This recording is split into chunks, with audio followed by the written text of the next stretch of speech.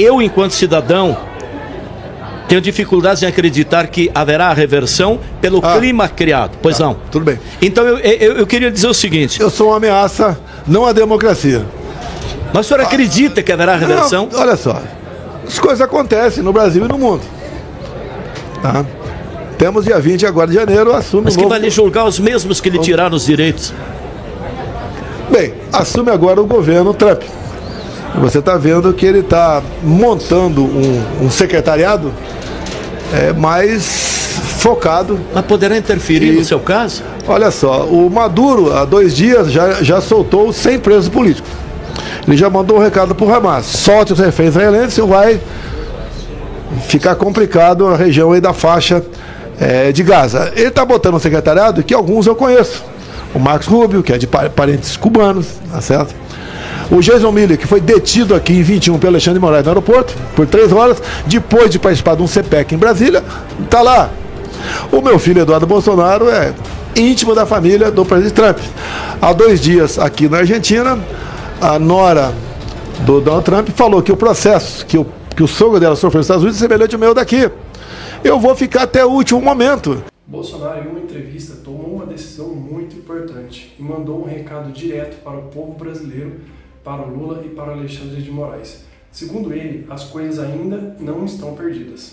E há um plano sólido para 2026, que dificilmente pode acabar dando errado. Parece que quem não vai gostar nada disso é o Xandão e o Lula, né? Então vamos conferir o que ele disse agora, mas antes deixa o like, se inscreve no canal para não perder nada. E agora vamos descobrir o que é de fato essa decisão que o Bolsonaro tomou para 2026. Mas antes, dá uma olhada nessa tela aqui, olha só o quanto a gente faturou com apenas uma notícia que a gente destacou aqui do Pablo Marçal. Se você quiser entender como fazer isso, né, ganhar dinheiro destacando as notícias aqui, repercutindo na internet, pode ser do Pablo Marçal, do seu time do coração, da seleção brasileira, fofoca, o que for, link na descrição para você. Vamos entrar no campo político, presidente? Bora. Fique à vontade, tá? Não tem? O senhor, quando o presidente fez uma reunião com embaixadores e basicamente por essa razão a Justiça Eleitoral cassou seus direitos eleitorais, a princípio nesse momento os direitos eleitorais Só faça uma correção, a Justiça Eleitoral não, o senhor Alexandre de Moraes. Tá bem. Ok? Bom, o senhor está impedido nesse momento de concorrer a qualquer pleito. no entanto, Bolsonaro, nós temos Sérgio Cabral, que cumpriu 6 anos de cadeia, foi condenado a mais de 200 anos de prisão. Nós temos Zé Dirceu, que também foi preso e condenado a mais de 3 décadas. Eles estão liberados. Inclusive, o Sérgio Cabral está anunciando que deverá ser candidato a deputado federal. Como é que o senhor vê essa relação à justiça? Alguém que foi condenado Há mais de 200 anos, já esteve preso. O senhor não foi condenado. Mais de 400 anos, o senhor está impedido. O senhor acredita que ainda conseguirá reverter essa situação? A Dilma recebeu impedimento e na mesma sessão que foi conduzida por Lewandowski no Senado, propôs que ela fizeram uma manobra e ela continuou elegível e disputou as eleições de 2018 para o Senado, por Minas Gerais. E não chegou. Tá? O meu caso é que eu sou cabeça dura. Eu não cedi ao sistema. Eu não mudei de lado. Eu estaria muito bem. Talvez até mais gordo um pouquinho, né? Nada contra os gordinhos, ok? Se tivesse aceitado a continuar a levar uma vida, né? Como eles gostariam que eu levasse. Bem, o que acontece? Eu cheguei na presidência por acaso. Não vou negar isso aí. Jamais esperava ser vereador. Fui vereador do Rio de Janeiro, depois por 7 mandatos consecutivos deputado federal. Eu não discursava para as paredes, como alguns dizem, né? Eu discursava para quase 10 milhões de pessoas. E quando você usa a tribuna, eu só podia usar sexta-feira, quando tinha o baixo clero, podia usá-la. Você ia na Voz do Brasil à noite. Então você dava o seu recado. Vim candidato 3 vezes a presidente da Câmara para ganhar. Não. A imprensa debocha. Eu sabia que ia ter só o meu voto. Tive uma vez 2 votos, depois 4, depois 9. Cresceu 400% na última vez. Tá? E vim candidato por quê? Porque dava um recado. Uma das vezes que eu vim candidato, em 2005, estava lá, disputava eleições, Severino Cavalcante, que era o pai do nepotismo, do clientelismo, etc. E eu apoiei, porque o outro lado era Luiz Eduardo Grignol, advogado do PT. Advogou para a causa como se Celso Daniel fosse um crime comum e não uma execução. que a história é muito longa para tratar desse assunto aí. E derrotamos o Luiz Eduardo Grignal. Então eu não vou contar aqui agora, porque eu espero falar para uma grande rede de televisão um dia, tenho desafiado o tempo todo, ao vivo, né? Como é que foi a negociação para as eleições ali da mesa do Grignal e Severino. Porque eu fui conversar, ele pediu para conversar comigo, eu fui conversar no apartamento na véspera da votação com o Luiz Eduardo Grignal. E eu estava lá, uma sala vazia, né? De repente chegou um cara oferecendo ali um salgadinho, refrigerante. E eu não vou falar tudo que eu falei, mas foi algo bastante rígido. Some daqui. Só estou respirando porque sou obrigado. E podia ter um bola de Cinderela ali, tá? E daí foi negociar essa conversa com o Luiz Eduardo Grignal. E eu fiz uma proposta para ele, fez uma contraproposta. Essa contraproposta e proposta eu queria falar ao vivo para a grande rede de televisão, né? Vai acontecer esse momento, pode ter certeza, para ver como é que funciona Brasília, tá? Ele no final fez uma proposta para mim, né? O importante é o meio. Que eu cederia agora, sairia fora e ele cederia depois. Daí eu lembrei daqueles duas pessoas, dois homens perdidos numa ilha, né? Onde eles queriam fazer alguma coisa, mas quem seria o primeiro? Tá? Se ele fosse o primeiro, a gente conversaria. E, obviamente, tinha uma coisa que me interessava negociar, não aceitou, fomos pro pau. Se você botar no YouTube o melhor discurso de Bolsonaro, 10 minutos, onde eu desandei o que era o PT. Imagine se o Lula presidente fosse eleito presidente da Câmara dos Deputados. Que desgraça seria para o nosso Brasil. Bem, essas questões todas, e quando eu cheguei... Tô escutando aí fora, o pessoal aí. A gente vai pra lá. A gente deixou uma marca, né? O povo gosta de mim, que eu faço o quê? É igual a Michele, era muito bonita e gosta de mim. Nessa questão. Eu não sei o que eu tenho, e se tiver segredo, não ia dar pra vocês. Deixa eu aproveitar essa questão, então. Bolsonaro, deixa eu aproveitar essa questão, então, para lhe perguntar o seguinte. Em 24 edições de Fena Soja, o senhor conseguiu, quanto presidente, trazer o maior público em um único dia. 71 mil pessoas. O senhor, por onde vai, arrasta multidões. Eu vi um vídeo no avião, o senhor vindo de São Paulo para o Rio Grande do Sul. O senhor não tem paz, as pessoas fazem fila para fazerem foto com o senhor. Como é que o senhor perdeu a eleição? O senhor contribuiu? Olha só, isso é importante, olha só. Para isso? Em 22... muita coisa aconteceu. Teve o dedo do TSE favorável à eleição do Lula. Por exemplo, o TSE fez uma campanha massiva, junto a Midway, junto a Choquei, gastou uma fortuna para que jovens de 16, 17 anos tirassem título. Essa faixa etária, 3/4 votam no PT. Foram um pouco mais de 4 milhões de pessoas. Só aí deu mais de 2 milhões de votos para o Lula. Eu não pude, durante a campanha eleitoral, mostrar o Lula falando favorável ao aborto, favorável a roubar celular, porque é para tomar uma cervejinha. Não pude mostrar a imagem do 7 de setembro, imagem do meu discurso na ONU, imagem minha lá no sepultamento da Rainha Elizabeth. Não podia botar o Lula no Morro do Alemão, conversando com líderes regionais, mas que eram apoiados, só chegaram a essas lideranças, né, dado o apoio do tráfico.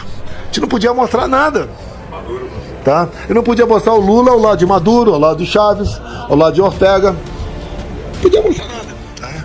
E acabaram as eleições, o meu partido peticionou o TSE por algumas suspeitas, vamos assim dizer. No dia seguinte, um dia após, o ministro Alexandre de Moraes indeferiu a nosso questionamento e nos deu uma multa de 22 milhões de reais. Qual advogado peticiona quem quer que seja e recebe uma multa? Bem, para nós recuamos. Se recorrêssemos, tá, a multa poderia passar para 200 milhões e quem sabe até caçar o registro do PL. E daí o que aconteceu? Eu comecei a falar onde nós podemos buscar uma alternativa para questionar essa questão. Eu confio na máquina, não confio no programador. Eu acho que é a mesma coisa, vocês concordam comigo aqui. E daí começou essa confusão toda de golpe, né? E eu busquei autoridades no meu governo para discutir medidas dentro das 4 linhas. Tanto é que no depoimento do comandante do Exército Brasileiro, ele diz lá que eu conversei com ele sobre hipóteses de GLO, defesa, sítio, dispositivos constitucionais. Rápidas conversas, chegamos à conclusão que não tínhamos nada o que fazer. E aceitamos o resultado, abrimos o nosso governo para transição, nomeei os comandantes das Forças Armadas que o Lula queria, foi nomeado, e dia 30 de dezembro saí do Brasil. Então aí está agora a Polícia Federal de esquerda, vermelha, que está o Andrei na frente, que está processando o Van Hatten, que está aqui, por usar a tribuna da Câmara. Eu lembro do Márcio Moreira Alves lá atrás, no período militar. Tá certo? Que deu aquela confusão toda lá. Aqui é a mesma coisa. O parlamentar perdeu o direito de expressão, segundo o Andrei, segundo o Lewandowski na Justiça, segundo a Polícia Federal e segundo o próprio Lula, que não faz nada. O direito à palavra na Câmara, quando eu cheguei em 91, a Constituição dizia, artigo 53, deputados e senadores são invioláveis por suas opiniões, palavras e vozes. E tinha aquela confusão. Qual o limite? Em 2001, alguém apresentou uma proposta da Constituição e botou o pronome indefinido quaisquer. Os deputados e senadores são invioláveis por quaisquer. O que é quaisquer? Quaisquer. Palavras, opiniões e vozes. E agora está o governo, está a Polícia Federal, está o próprio Alexandre de Moraes questionando a ideia. Diz que o parlamento é um local de discutir-se com tranquilidade e urbanidade. Se fosse assim, não precisava do artigo 53. Deixa eu lhe perguntar o seguinte sobre essa questão que o senhor está evocando. O pessoal saúda aqui na frente do estúdio da Noroeste. O seu ajudante Mauro Cid ontem foi ouvido pela 11ª vez pela Polícia Federal, pelo Alexandre de Moraes. Quando o senhor falava da Polícia Federal que persegue deputados, inclusive o Van Hatten que está aqui, inclusive um padre que está sendo investigado, um padre que tem como arma a cruz. Onde é que isso vai chegar? Como é que o senhor interpreta isso? A 11ª vez que o seu ajudante de ordem, o Mauro Cid, foi ouvido ontem. O que eles querem buscar? Olha só. Na denúncia da PF, quase 900 páginas, não tem a delação ou colaboração do Cid. Eles ficam ajustando essas delações, essas colaborações. Ajustando, tanto é que tudo é secreto. Agora deixa eu concluir aqui. Em 22 nós questionamos e o Alexandre de Moraes falou o seguinte: quem duvida do processo eleitoral está atentando contra a democracia. Agora eu pergunto, por que em 18 foi aberto um inquérito da PF para investigar possível fraude na minha campanha? Porque eles queriam botar o Haddad no meu lugar. E o que aconteceu com esse inquérito? 1361/2018 PF. Está em aberto até hoje. Eu tive acesso a esse inquérito porque ele foi disponibilizado para uma comissão especial da Câmara dos Deputados que discutia a questão do voto impresso. Quando eu mostrei para os embaixadores esse inquérito, porque 2 meses antes o Fachin tinha se reunido com os embaixadores e tinha falado o quê?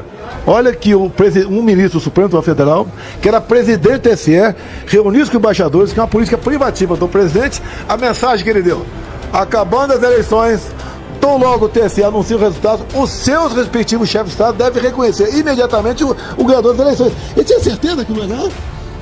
Agora, nesse inquérito, tem 3 páginas apenas que interessam. Tu cai para trás. Se eu falar aqui, eu posso ser preso aí fora. Porque ele é mais um inquérito confidencial, apesar em 18.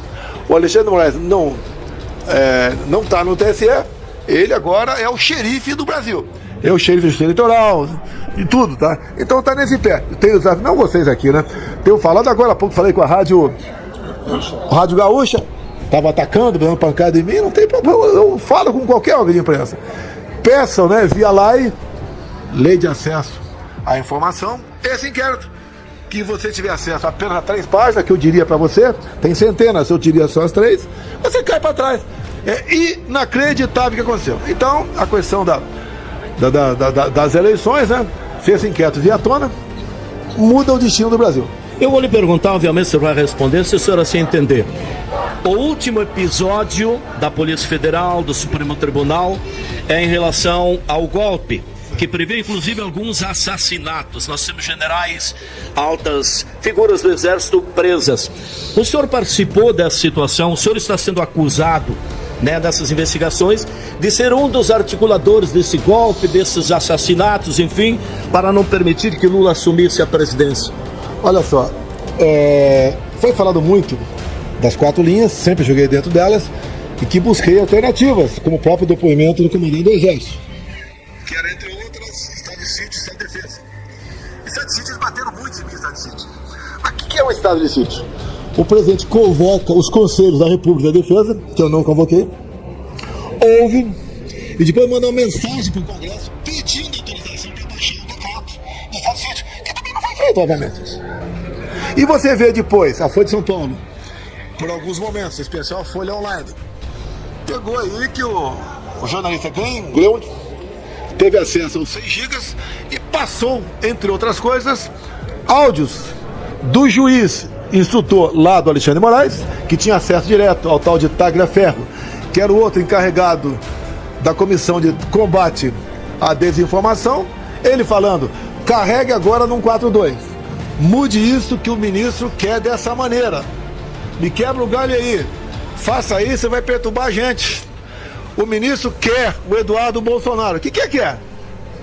O que quer? Se fosse por lá de cá, seria execução, assassinato. O que é por lá de lá? Você vê, por exemplo, no dia da diplomação do Lula, o ministro Benedito, do TSE, que é do STJ, falando para Alexandre de Moraes, missão dada é missão cumprida. Imagina se eu tivesse poder de abrir inquérito por lá de cá. Ia perguntar para o ministro, o que é missão dada é missão cumprida? Ia perguntar para o próprio ministro Alexandre de Moraes, o que é esse gesto de cortar o pescoço? Imagina se é por lá de cá. Bem, quando o pessoal começa a fazer pesca probatória, quebra sigilo telefônico, prende gente, desmonetiza páginas, tem a PF do seu lado, tem grande parte da mídia tradicional do teu lado. Se tivesse censura na mídia social, eu estaria condenado a 10 milhões de cadeia hoje em dia. Então, não existiu da minha parte, e tendo por parte desses militares também, qualquer ideia. Pode até alguém ter pensado num trem desse aí, mas de dar um golpe aqui no Brasil. O que é um golpe? Você pega a 64, diz que 64 foi golpe. Mas a 64 estava ao lado dos governadores, não foram as Forças Armadas, foram os governadores. Carlos Lacerda do Rio, Ademar de Barros em São Paulo e o Carvalho Pinto, basicamente, lá em Minas Gerais. Isso foi essa questão, 3 governadores, algum setor das Forças Armadas junto, outros não. A OAB favorável, toda a mídia, exceto o Jornal Última Hora, favorável, todos os empresários e fazendeiros favoráveis também, porque a esquerda estava caminhando, e a esquerda é expropriação. E tinha ali o presidente da época, que vivia na China, e acabou acontecendo o 64. E só prorrogou os militares, que foi eleito Castelo Branco, presidente do Brasil, à luz da Constituição de 46, nada foi fora das 4 linhas, a questão do 64, e tivemos 20 anos de governo militares pela frente. E digo mais, todos os presidentes militares, Castelo Branco, Costa Silva, Geisel, Figueiredo, todo mundo foi votado dentro do parlamento. E a escolha de Castelo Branco, por exemplo, o próprio votou favorável, o parlamento, quase não tem voto contrário. Teve gente que não votou, mas votou favorável, por exemplo, ali, o Ulisses Guimarães votou favorável, tá? Kubitschek, todo mundo votou favorável aquilo lá. E as eleições futuras, só tínhamos basicamente 2 partidos no Brasil, que era Arena e MDB, participavam da votação. E as grandes cassações em Brasília, se você conversar com os mais antigos, porque eu cheguei em Brasília em 91, tinha muita gente antiga do meu lado, as cassações eram decididas pelas mesas da Câmara e do Senado. Mas é uma história, passou. Nem nessa época nós proibimos quem quer que seja sair do Brasil, não houve. Teve perseguição? Sim, teve, não vou negar, a parlamentares. Mas o Brasil viveu sua época ali, que tínhamos mais liberdade naquele tempo do que hoje em dia. Presidente, sua assessoria está pedindo para você encerrar a entrevista. Não, a assessoria não apita nada não, filho. Aqui é democracia. Aqui é democracia. Pode mandar parar aqui, mas que é mais antigo e mais ninguém aqui. Nós queremos, presidente, agradecendo muito a sua presença aqui, por essa deferência com esse microfone, com esse comunicador. Eu preciso lhe perguntar como derradeiro. O senhor, eu enquanto cidadão, tenho dificuldades em acreditar que haverá reversão pelo clima criado. Pois não. Tudo bem. Então eu queria dizer o seguinte. Essa é uma ameaça, não a democracia. Mas o senhor acredita que haverá reversão? Não, olha só, as coisas acontecem no Brasil e no mundo. Tá? Temos dia 20 agora de janeiro, assume. Mas que vai lhe julgar os mesmos que lhe tiraram os direitos? Bem, assume agora o governo Trump. Você está vendo que ele está montando um secretariado mais focado. Mas poderá interferir no seu caso? Olha só, o Maduro, há 2 dias, já soltou 100 presos políticos. Ele já mandou um recado para o Hamas. Solte os reféns israelenses, vai ficar complicado a região aí da faixa de Gaza. Ele está botando um secretariado que alguns eu conheço. O Marcos Rubio, que é de parentes cubanos, tá certo? O Jason Miller, que foi detido aqui em 21 pelo Alexandre de Moraes no aeroporto, por 3 horas, depois de participar de um CPEC em Brasília, está lá. O meu filho, Eduardo Bolsonaro, é íntimo da família do presidente Trump. Há 2 dias, aqui na Argentina, a nora do Donald Trump falou que o processo, que o sogro dela sofreu nos Estados Unidos, é semelhante ao meu daqui. Eu vou ficar até o último momento. Sei que por parte deles, eu sou uma ameaça. Porque quando você acaba com um ninho de rato, como por exemplo, 1 bilhão por ano roubado lá no Porto de Santos, alguns bilhões roubados em Itaipu, diretorias de bancos que eu não dei para partido político nenhum, né? Estatais que eu não negociei com ninguém, muita gente ganhava dinheiro com isso. Isso é que realmente os atormenta. E mais, eu estava levando o Brasil para um bom rumo, apesar da guerra e da pandemia. Bom, o senhor disse que vai permanecer, só para concluir. Sim, sim. É esperança. Fique, Bolsonaro. Fique conosco. Presidente, só para ser o seguinte, o senhor disse que vai levar a sua candidatura até o último dia. Sim. Mas tem um problema legal, por exemplo, um dos possíveis candidatos, se o senhor não puder vir a concorrer, seria o governador de São Paulo. No entanto, ele terá que renunciar até abril daquele ano. Se isso não acontecer, ele poderá ser candidato à reeleição em São Paulo, mas não à presidência. Ele será automaticamente eliminado.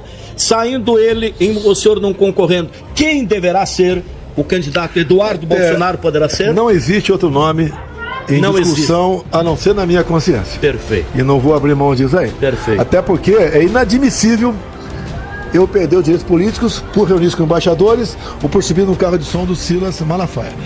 O que a assessoria do Trump já sabe. E eles não vão interferir.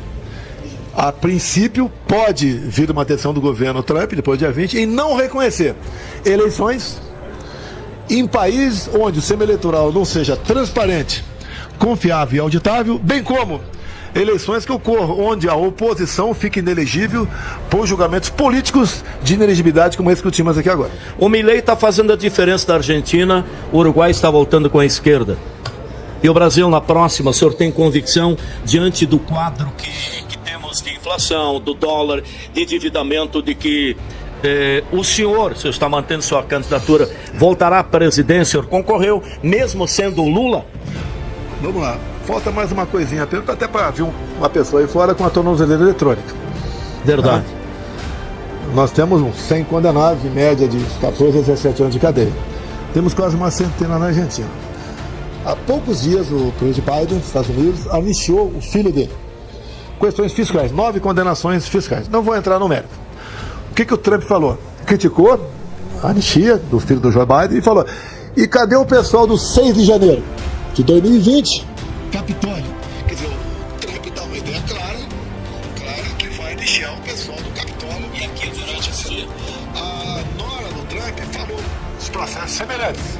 É depender desse governo, não. Se você tirar do governo a bandeira que ele defende agora, que, olha, salvamos a democracia, salvou a ponta da praia, pô.